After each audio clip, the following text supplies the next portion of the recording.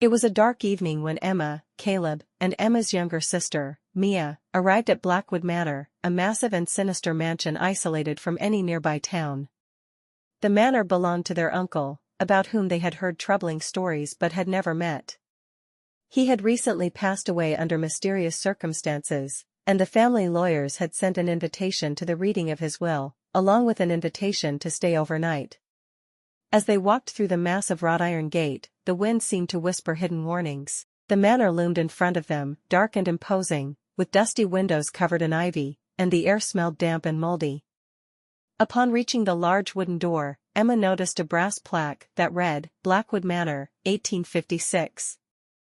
Mia held her sister's hand tightly, while Caleb looked around, noticing there was no one to greet them. The door opened on its own, revealing an old, tall, thin man dressed in a worn, ancient suit.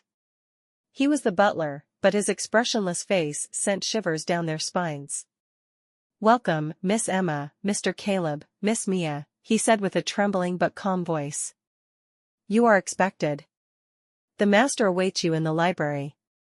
The library was an imposing room, with huge shelves filled with dusty old books. Seated on a massive chair in front of a mahogany desk was the family lawyer, a small man with white hair and a shifty gaze. In silence, he motioned for the three to sit down. "I know you never met your uncle in person, but I assure you, he was unique," the lawyer said as he pulled a battered file from his bag. In the oppressive silence, he began to read the will. "I bequeath Blackwood Manor to you, with the condition that you spend a week in the house without leaving its grounds. If you do not comply, you will forfeit all rights to the inheritance. However, beware, this house has rules, and they must be respected." The lawyer closed the file with a heavy look. "What you are about to discover, you will find out on your own. I am done. Good night."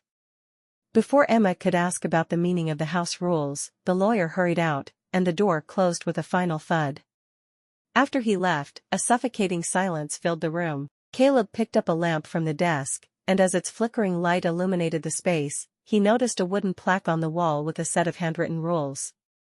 The rules were simple but strange: do not open doors at midnight. Avoid looking in the mirror after dark. If you hear a knock on the window, do not look outside. If you feel a presence behind you, do not turn around. The rules were simple but strange: do not open doors at midnight. Avoid looking in the mirror after dark. If you hear a knock on the window, do not look outside. If you feel a presence behind you, do not turn around. The next morning, Mia, pale and with red-rimmed eyes, told them she had felt a presence in her room, a dark shadow creeping toward her bed. Although she remembered the rule not to turn around, her fear had overwhelmed her, and when she tried to rise, she caught a glimpse of a twisted, grotesque face grinning widely before the figure vanished into the darkness. That afternoon, the three of them decided to explore the house in search of answers. As they wandered down the dark corridors, Caleb noticed a series of old family portraits, including their uncle, wearing a sinister smile, alongside unknown people dressed strangely. Some of the faces in the pictures were distorted, as if the photos were infected by something evil. "It's as if the faces are cursed," Emma whispered, unable to explain the sense of unease engulfing her. At that moment, a shadow flitted past the hallway window, but when Caleb turned, there was no one there. They felt a deep, malevolent force surrounding them, one that reached into their minds and souls. That night, Caleb, too exhausted to resist, gave in to the temptation of looking into the mirror, ignoring the rule. At first, his reflection was normal, but his face soon began to change, stretching into a grotesque shape with hollow eyes. In the mirror, he could see not only his own distorted reflection but also a dark figure lurking in the corner of the room. The shadow began to approach, and Caleb felt as if he was losing control over his body. He felt a cold hand around his neck, and suddenly, his reflection in the mirror began to laugh, a wild, macabre laugh.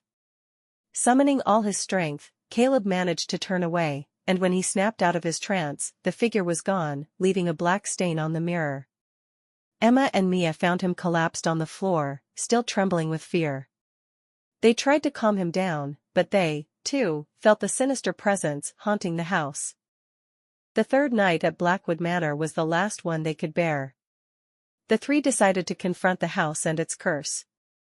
Exploring the dark corridors once more, they discovered a hidden journal in their uncle's study, in which he wrote about mysterious rituals and entities that haunted the place. The journal's final page was written in a trembling hand, warning, "The house will not let you leave. Its spirit will bind you forever." Determined to break the curse, Emma, Caleb, and Mia lit some candles and, following the instructions in the journal, summoned the entity haunting them. From the shadows, a terrifying figure emerged, shrouded in black mist, with a face twisted in fury and despair. The entity whispered threats, trying to lure them into the dark abyss of the trapped souls.